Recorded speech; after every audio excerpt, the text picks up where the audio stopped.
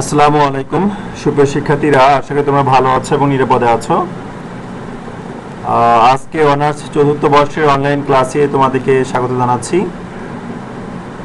তোমরা জানো যে আমরা ভৌত রসায়ন 4 এই কোর্সটির যে তিনটি চ্যাপ্টার আছে, তিনটি অধ্যায় আছে। তো তিনটি অধ্যায়ের মধ্যে প্রথম যে অধ্যায়টি ছিল কোয়ান্টাম রসায়ন, সেই অধ্যায়টি আমরা শেষ করেছি। তো আজকে আমরা দ্বিতীয় অধ্যায়টি শুরু করব। তো দ্বিতীয় অধ্যায় শুরু করার আগে কিছু কথা, সেটি হচ্ছে দ্বিতীয় অধ্যায়টি আমরা অনার্স থার্ড ইয়ারে উচ্চতর পারমাণবিক গঠন ও রাসায়নিক বন্ধন যে কোর্স ছিল তোমাদের, সেই কোর্সের প্রথম যে অধ্যায়টি ছিল পরমাণুর গঠন, সেই অধ্যায়টির বেশিরভাগ অংশই এই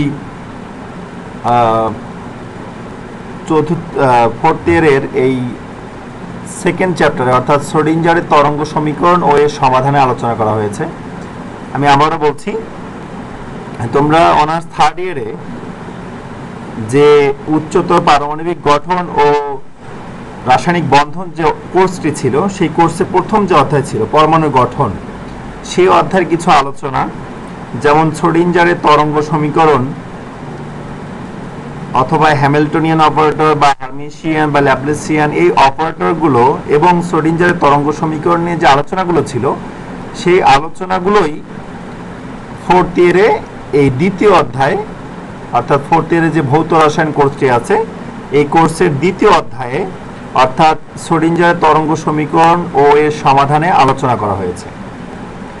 তো তোমাদের কাছে এই চ্যাপ্টারটি পরিচিত, যদিও এই চ্যাপ্টারটি একটু কঠিন, অনেক বেশি গাণিতিক ইকুয়েশন আছে এখানে, বারবার শ্রোডিঞ্জারের তরঙ্গ সমীকরণে আমাদের সমাধান করতে হবে এবং সেটি বিভিন্ন ক্ষেত্রে, যেমন তোমাদের তো অবশ্যই মনে আছে যে সময় নির্ভরশীল বা সময় নিরপেক্ষ শ্রোডিঞ্জারের তরঙ্গ সমীকরণ, এরপর একমাত্রিক বাক্সে আবদ্ধ কণার ক্ষেত্রে শ্রোডিঞ্জারের তরঙ্গ সমীকরণ, এরপর দ্বিমাত্রিক বা ত্রিমাত্রিক বাক্সে আবদ্ধ কণার ক্ষেত্রে শ্রোডিঞ্জারের তরঙ্গ সমীকরণ, এরপর পোলার স্থানাঙ্ক ব্যবস্থায় শ্রোডিঞ্জারের তরঙ্গ সমীকরণ। এই যে টপিকসগুলো ছিল তোমাদের, আমি আলোচনা করেছিলাম, সেই টপিকসগুলোই এখানে আমাদের পুনরায় আলোচনা করতে হবে। তার সঙ্গে আপডেটেড কিছু আলোচনা এখানে আছে। তো আশা করব তোমরা এই লেকচারগুলো ফলো করবে এবং তোমাদের অলরেডি বই কিনে নেওয়ার কথা এবং সেই বইয়ের সঙ্গে মিলিয়ে মিলিয়ে টপিকসগুলো স্টাডি করবে। ওকে, তাহলে আজকে আমাদের আলোচনার বিষয়বস্তু হচ্ছে শ্রোডিঞ্জার তরঙ্গ সমীকরণ ও এর সমাধান। তোমরা জানো যে বিজ্ঞানী শ্রোডিঞ্জার একজন জার্মান বিজ্ঞানী ছিলেন এবং উনি পরমাণুতে ইলেকট্রনের যে কক্ষপথে যে ঘূর্ণায়ন, এই ইলেকট্রনের কক্ষপথ বা ইলেকট্রনের রাস্তা অথবা ইলেকট্রনের চলাচল অথবা ইলেকট্রনের গতিবেগ বলতে পারো, সেই ইলেকট্রনের গতিবিধিকে উনি ত্রিমাত্রিকভাবে চিন্তা করেছেন। আর কিছুই না, শ্রোডিঞ্জারের তরঙ্গ সমীকরণ আসলে ইলেকট্রন বা ইলেকট্রনের ন্যায় যে ক্ষুদ্র কণাগুলো আছে তাদের ত্রিমাত্রিক গতিবেগ আর কি। তো এই শ্রোডিঞ্জারের তরঙ্গ সমীকরণ আমাদের আলোচনা করতে হবে, পাশাপাশি সেই সমীকরণগুলোর সমাধান আমাদের স্টাডি করতে হবে। ওকে, তো এই চ্যাপ্টারে প্রথমেই যে টপিকসটি আছে সেটি হচ্ছে আইগেন ফাংশন ও আইগেন মান। এটি তোমাদের এর আগে আমি আলোচনা করেছিলাম, সেটি আবার রিপিট করছি। আইগেন ফাংশনের সংজ্ঞায় দেখো কি উল্লেখ করা আছে, যে ফাংশনের উপর কোনো অপারেটর অপারেট করার পর যদি ঠিক ওই ফাংশনটি পাওয়া যায় তবে ফাংশনটিকে আইগেন ফাংশন বলা হয়। তাহলে যে ফাংশনের উপর কোনো অপারেটর অপারেট করলে যদি আমরা পুনরায় সেই ফাংশন ফেরত পাই, তবে এ ধরনের ফাংশনকে আমরা বলবো আইগেন ফাংশন। যেমন আমরা যদি e to the power ax এটাকে যদি একটা ফাংশন চিন্তা করি এবং এই ফাংশনকে যদি আমরা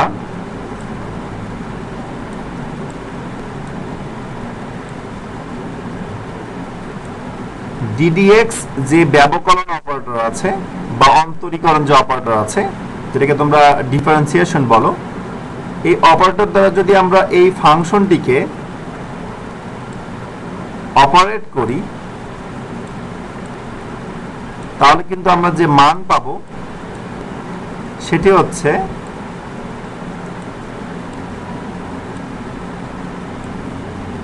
a into e to the power ax। তাহলে এই ফাংশনটিকে আমি অন্তরীকরণ বা ব্যবকলন অপারেটর দিয়ে অপারেট করলাম, করার পর আমি এ ধরনের সমাধান পেলাম। দেখো এখানে আমাদের মেইন ফাংশনটি ছিল e to the power ax, আমরা এই ddx ব্যবকলন অপারেটর দিয়ে অপারেট করার পর আবার e to the power ax কিন্তু ফেরত পেয়েছি। তবে যেহেতু পুনরায় ওই ফাংশনে আমি ফেরত পেলাম, সেজন্য এই e to the power ax ফাংশনটিকে আমি বলবো আইগেন ফাংশন।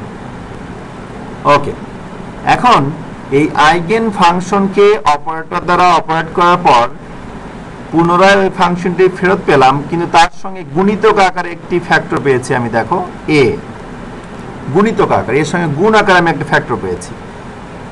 এই গুণিতক আকারে যে ফ্যাক্টরটি পাবো এই ফ্যাক্টরটিকে বলা হয় আইগেন মান।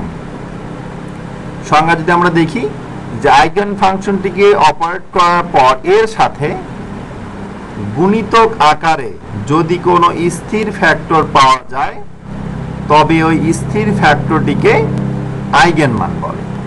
তাহলে এই আইগেন ফাংশনটির অর্থাৎ e to the power ax এই আইগেন ফাংশনটির আইগেন মান হচ্ছে a, স্মল a। আমরা যদি e to the power ax এই ফাংশনটিকে এই অপারেটর দ্বারা অপারেট করি,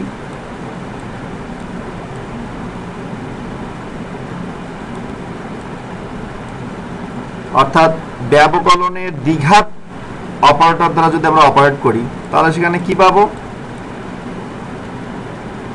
প্রথম একবার ব্যবকলন করলে আমরা পাবো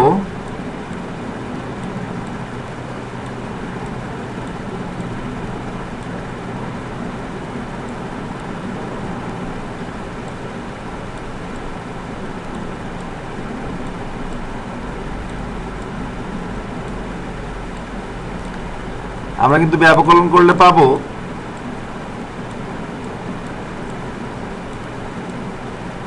এই e to the power x কে একবার ব্যবকলন করলে পাবো a into e to the power x। আবার যদি ব্যবকলন করি এই e to the power x K ddx দ্বারা, তাহলে আমরা পাবো আবার একটা a আসবে সামনে, অর্থাৎ a square into e to the power x।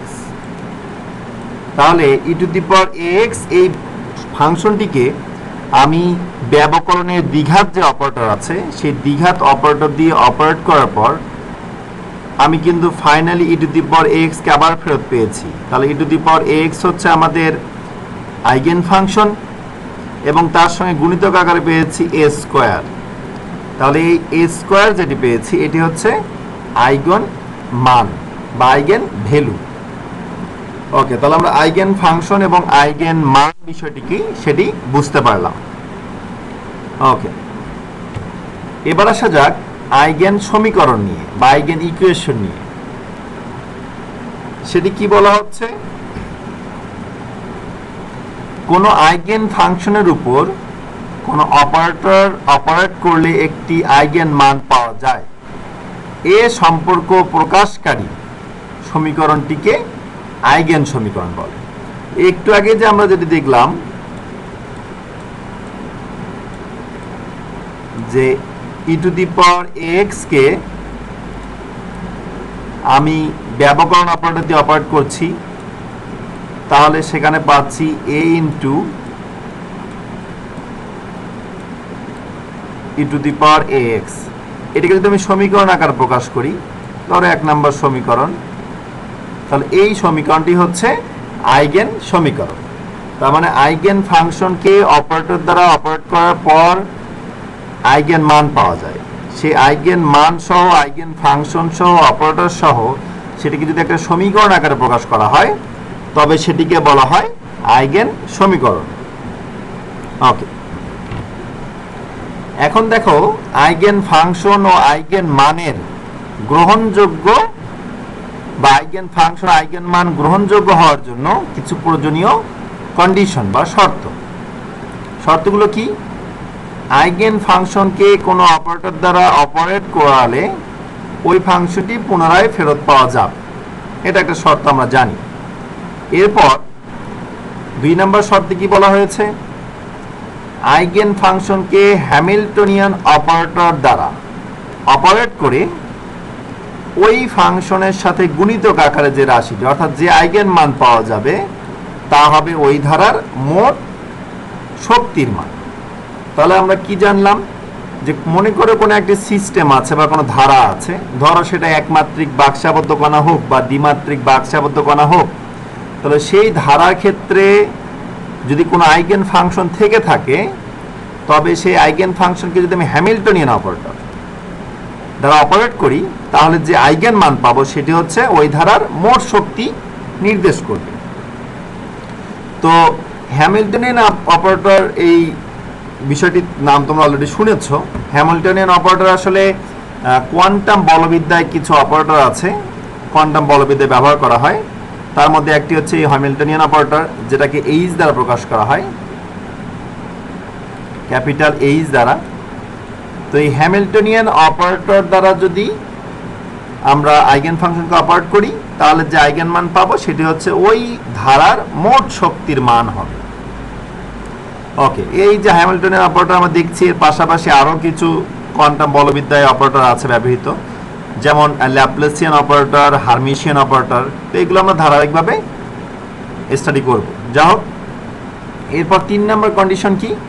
যে একটি নির্দিষ্ট অপারেটর দ্বারা অপারেটরের মাধ্যমে প্রতিটি আইগেন ফাংশন হতে একটি নির্দিষ্ট আইগেন মান পাওয়া যাবে। তার মানে অপারেটর যদি নির্দিষ্ট থাকে তাহলে প্রতিটি আইগেন ফাংশন হতে আমরা একটি নির্দিষ্ট আইগেন মান পাব। যেমন ডিডিএক্স যে ব্যবকরণীয় অপারেটরটি আছে, এটি দ্বারা যদি আমরা ই টু দি পাওয়ার 3x এই ফাংশনটিকে অর্থাৎ ই টু দি পাওয়ার 3x কে যদি আমরা ব্যবকলন করি তাহলে কিন্তু আমরা পাবো কি 3 আবার ই টু দি পাওয়ার 3x। একইভাবে যদি আমরা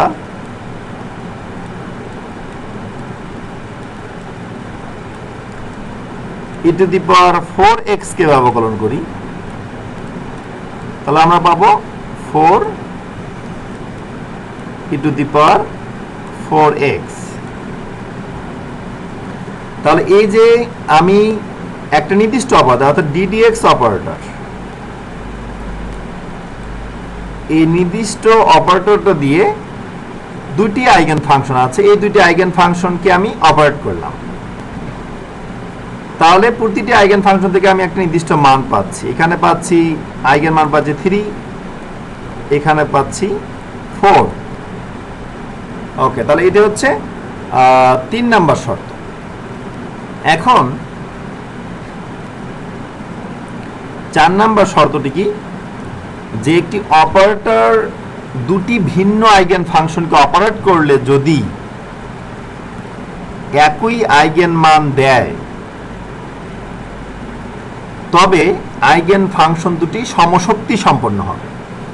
তাহলে একটি অপারেটর কি করবে? দুটি ভিন্ন আইগেন ফাংশনকে, একটি অপারেটর দুটি ভিন্ন আইগেন ফাংশনকে অপারেট করলে যদি একই আইগেন মান দেয় বা একই আইগেন মান পাওয়া যায় তবে আইগেন ফাংশন দুটি সমশক্তি সম্পন্ন হবে। ব্যাপারটা কি রকম দাঁড়ায়? মনে করো আমার একটা ফাংশন হচ্ছে আইগেন ফাংশন আছে, মনে করো আমার কাছে 6 ই টু দি পাওয়ার 3x।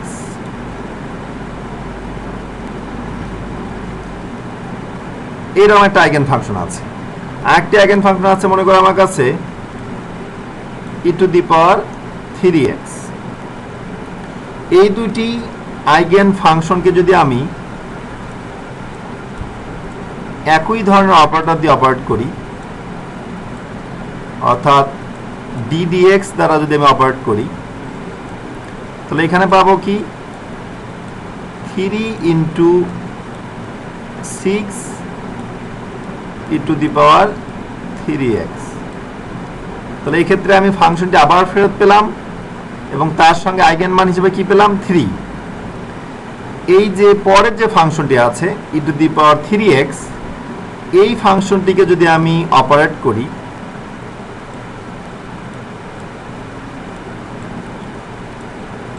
তাহলে পাচ্ছি 3 × e⁻3x। তাহলে এই দ্বিতীয় ক্ষেত্রে আইগেন ফাংশন হচ্ছে e⁻3x, আর প্রথম ক্ষেত্রে আইগেন ফাংশন ছিল 6 × e⁻3x।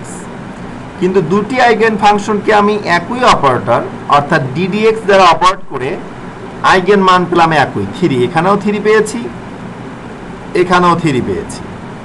তাহলে যেহেতু দুটি ভিন্ন আইগেন ফাংশনকে আমি একই অপারেটর দিয়ে অপারেট করার পর একই ধরনের আইগেন মান পাচ্ছি, সেই জন্য এই দুটি আইগেন ফাংশন হবে সমশক্তি সম্পন্ন, অর্থাৎ ডিজেনারেট টাইপ। তাহলে এখানে 6 e⁻3x এবং e⁻3x এই দুইটি আইগেন ফাংশন কিন্তু সমশক্তি সম্পন্ন হবে, কারণ এদেরকে একই অপারেটর দিয়ে অপারেট করার পর আমি একই ধরনের আইগেন মান পেয়েছি। ওকে, এই হচ্ছে আইগেন ফাংশন এবং আইগেন মানের কিছু শর্ত, গ্রহণযোগ্য হওয়ার জন্য শর্ত। এখন হচ্ছে অপারেটর, যেটা ইংলিশ টার্মটা অপারেটর। অপারেটর তো তোমরা জানোই যে অপারেট করে, যে কোনো একটা প্রক্রিয়াকে প্রসেসিং করে। সংজ্ঞাটি কেমন হবে? যে কোনো গাণিতিক প্রক্রিয়ার মাধ্যমে একটি ফাংশনকে অপর আরেকটি ফাংশনে পরিণত করার জন্য যে সংকেত ব্যবহার করা হয় তাকে অপারেটর বলে। যেমন আমি যদি x² ddx দ্বারা অপারেট করি, তাহলে কিন্তু আমি কি পাবো 2x। তাহলে এক্ষেত্রে x² হচ্ছে একটি ফাংশন, একে অপারেট করলাম কি দিয়ে? ddx দিয়ে। নতুন একটি ফাংশন কি পেলাম? 2x। তাহলে একটি এই x² ফাংশনটিকে আমি রূপান্তর করলাম 2x ফাংশনে, কাকে দ্বারা? ddx দ্বারা, এই গাণিতিক রাশিটা দ্বারা। তাহলে এই গাণিতিক রাশিটি হচ্ছে একটি অপারেটর, এটা একটি ব্যবকরণ অপারেটর, তোমরা তো জানো। তাহলে অপারেটর হচ্ছে তারাই যারা একটি ফাংশনকে অপারেট করে অপর একটি ফাংশনে কনভার্ট করে। ওকে, এখন আসা যাক অপারেটরের শ্রেণী বিভাগ, ক্লাসিফিকেশন অফ অপারেটর। অপারেটরকে মোটামুটিভাবে প্রাথমিকভাবে যে কোনো অপারেটরকে দুইটি ভাগে ভাগ করা যায়। একটি হচ্ছে রৈখিক বা লিনিয়ার অপারেটর, একটা হচ্ছে অরৈখিক বা নন লিনিয়ার অপারেটর। ওকে, এখন আমরা এদের বিশদ আলোচনা করে দেখি রৈখিক অপারেটরটা কেমন। কি উল্লেখ করা হয়েছে? যে দুটি ফাংশনকে কোনো অপারেটর দ্বারা পৃথকভাবে অপারেট করার পর যে মান পাওয়া যায় তাদের সমষ্টি যদি দুটি ফাংশনের যোগফলের উপর একই অপারেটর দ্বারা অপারেট থেকে প্রাপ্ত মানের সমান হয়, তবে ওই অপারেটরটিকে রৈখিক অপারেটর বলে। তাহলে প্রথমত দুটি ফাংশনকে কোনো অপারেটর দ্বারা পৃথকভাবে অপারেট করব, তারপর কি করব? তাদের সমষ্টি করব। আচ্ছা, মনে করো 2x এবং 3x দুটি ফাংশন। তাহলে 2x এবং 3x দুটি ফাংশন, এই দুটি ফাংশনকে আমি পৃথকভাবে অপারেট করব। ddx অপারেটর দ্বারা আমি দুটাকে পৃথকভাবে অপারেট করছি।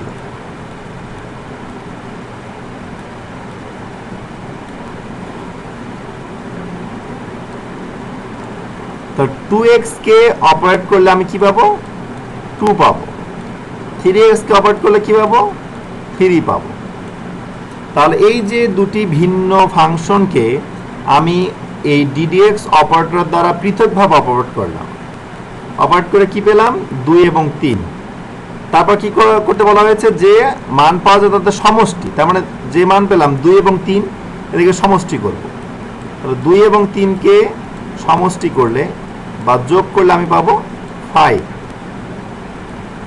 ওকে তো এটা একটা কাজ গেল এখন ওই দুটি ফাংশনের যোগফলের উপর তার মানে 2x এবং 3x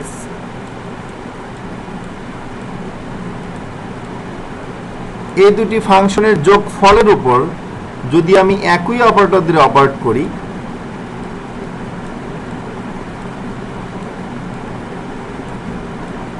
এখান থেকেও কিন্তু আমি পাবো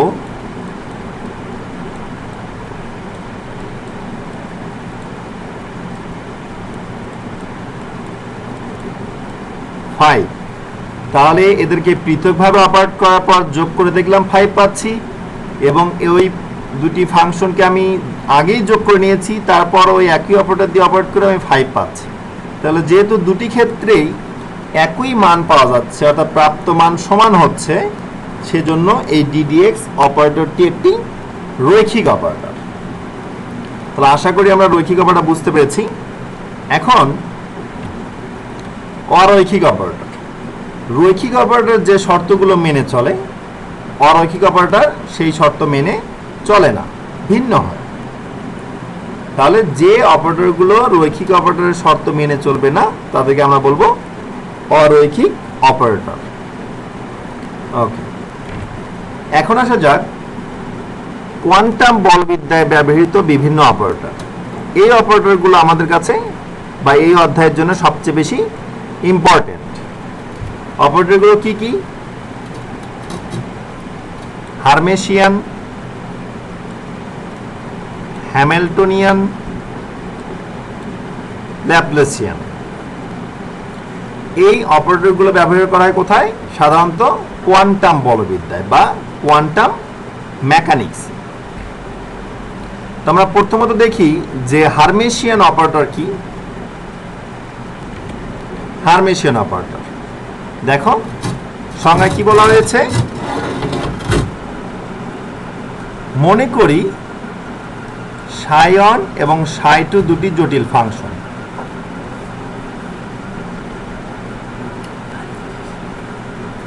এখন কোন অপারেটর ধরো বি টাউ বা বি বার এই অপারেটর দিয়ে আমি ψ1 এর উপর অপারেট করলাম তাহলে ψ1 ও ψ2 দুটি জটিল ফাংশন কোন অপারেটর বিটা বার দ্বারা ψ1 এর উপর অপারেট করার পর যে মান দেয়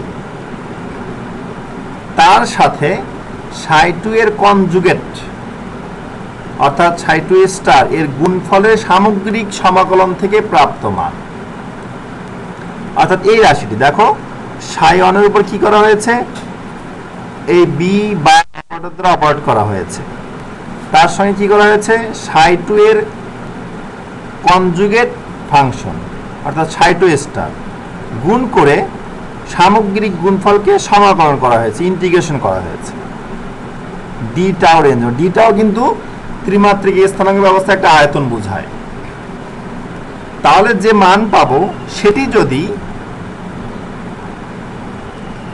ψ2 এর উপর অপারেট করার পর প্রাপ্ত মানের কনজুগেট তো ψ2 এর উপর বি বার এই অপারেটর দ্বারা অপারেট করার পর তার কনজুগেট এর সঙ্গে ψ1 এর বার গুণ করব করে সামগ্রিক গুণফলটাকে সমাকলন করলে যে মান পাবো যদি পরস্পর সমান হয় তবে বি বার একটি হার্মেশিয়ান অপারেটর তাহলে কি দাঁড়ালো যে দুটি ফাংশন আমরা নিলাম জটিল ফাংশন ψ1 এবং ψ2 প্রথমত কি করব যে কোনো একটা ফাংশন মনে করো ψ1 কে আমি বি বার একটা অপারেটর দ্বারা অপারেট করব করে যে মান পাবো তার সঙ্গে অপর যে ফাংশনটি ছিল ψ2 সেই ψ2 ফাংশনের কনজুগেট অর্থাৎ ψ2 স্টার গুণ করব গুণ করে সামগ্রিক গুণফলকে সমাকলন করব ডি টাউ রেঞ্জের মধ্যে বা ডেল্টা টাউ রেঞ্জের মধ্যে, করলে যে মান পাবো এটা আলাদা করে রাখলাম। এরপর আমি সাই টু প্রথমে কিন্তু করেছিলাম সাই ওয়ানকে অপারেট করেছিলাম প্রথমে, এবার করবো সাই টুকে অপারেট বি বার অপারেটর দ্বারা। অপারেট করার পর যে মান পাবো তার অনুবন্ধী মান বা কনজুগেট মান এর সঙ্গে সাই ওয়ানের গুণ করব এবং এদের সামগ্রিক গুণফলকে আমি সমাকলন যদি করি ডেল্টা টাউ রেঞ্জের মধ্যে, এবং এই দুইটা সমাকলনের প্রাপ্ত মান যদি পরস্পর সমান হয় তবে বি বার যে অপারেটরটি ছিল সেটি একটি হার্মেশিয়ান অপারেটর হবে। ওকে, দেখো হার্মেশিয়ান অপারেটর কোনো আইগেন ফাংশনের উপর ক্রিয়া করলে একটি আইগেন মান দেয়। যেমন বি বার এটি যদি সাইয়ের উপর ফাংশনের উপর এটি যদি একটা আইগেন ফাংশনের উপর যদি অপারেট করি তাহলে একটা আইগেন মান পাওয়া যায়। যেমন এক্ষেত্রে বি, তাহলে বি হলো এক্ষেত্রে আইগেন মান।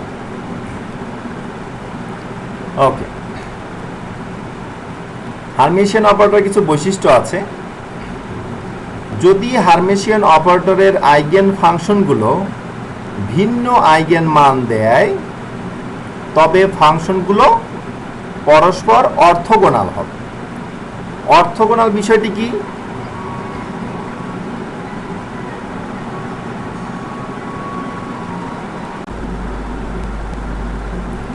ওকে, অর্থগোনাল কথাটি হচ্ছে যদি কখনো এরকম সম্পর্ক হয় তাহলে সেটাকে অর্থগোনাল বলা হয়।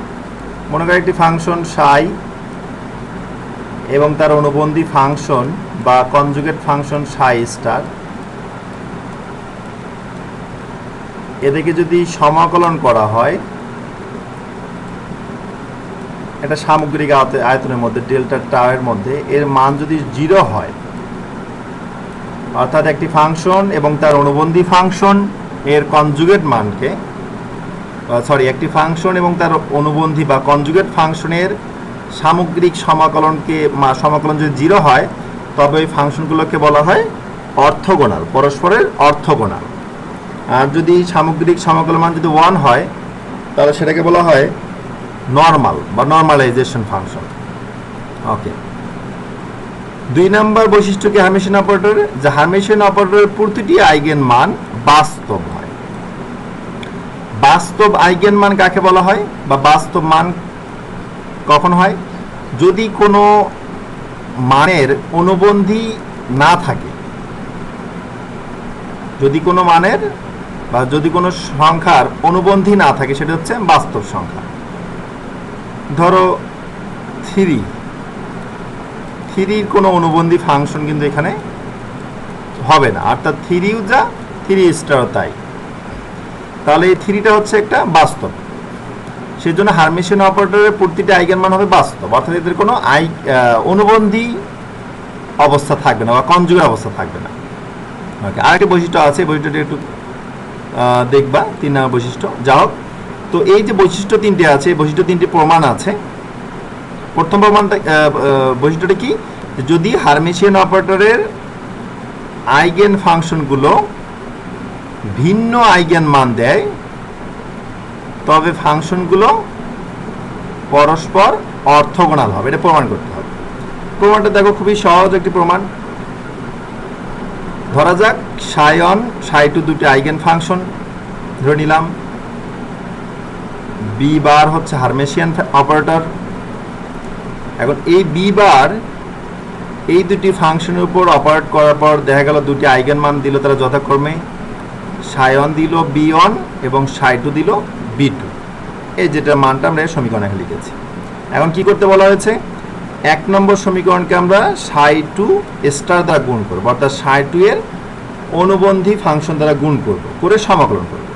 তাহলে 1 নম্বর সমীকরণটিকে আমরা সাই টু স্টার দ্বারা গুণ করছি, করে সমাকলন করছি, সেটি হলো। এখন এটাকে একটু সাজা লেখা হলো, বি1টাকে বাইরে রাখা হলো।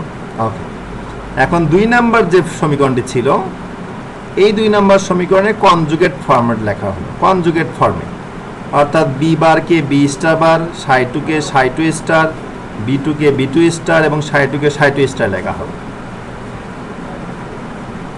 লিখে আমি আর একটা সমীকরণ দিলাম। তাহলে এখন 3 নম্বর এবং 4 নম্বর সমীকরণটি ভালোভাবে মনে রেখো। তাহলে 4 নম্বর সমীকরণটা হচ্ছে B bar star psi two star B two star এবং সাই টু স্টার। এই 4 নম্বর সমীকরণকে সাই ওয়ান দ্বারা গুণ করে সামগ্রিক সমীকরণ করা হলো।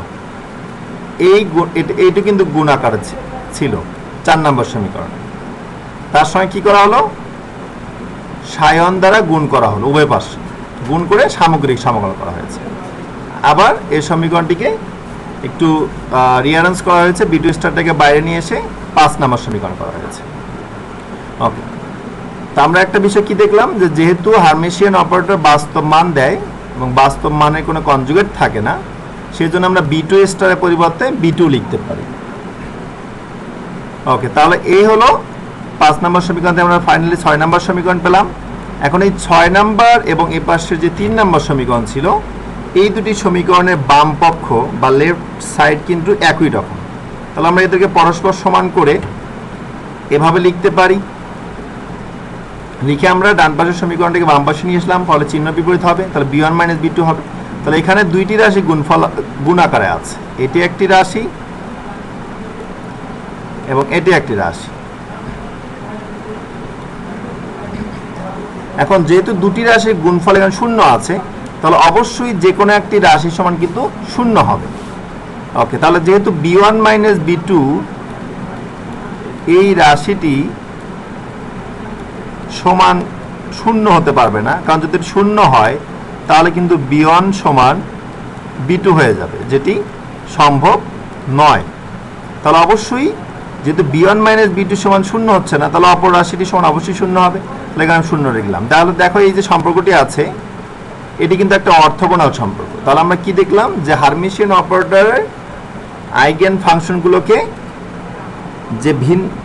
আইগেন ফাংশনগুলো থেকে যদি ভিন্ন মান দেয়, তবে ফাংশনগুলো পরস্পর অর্থগোনাল হবে।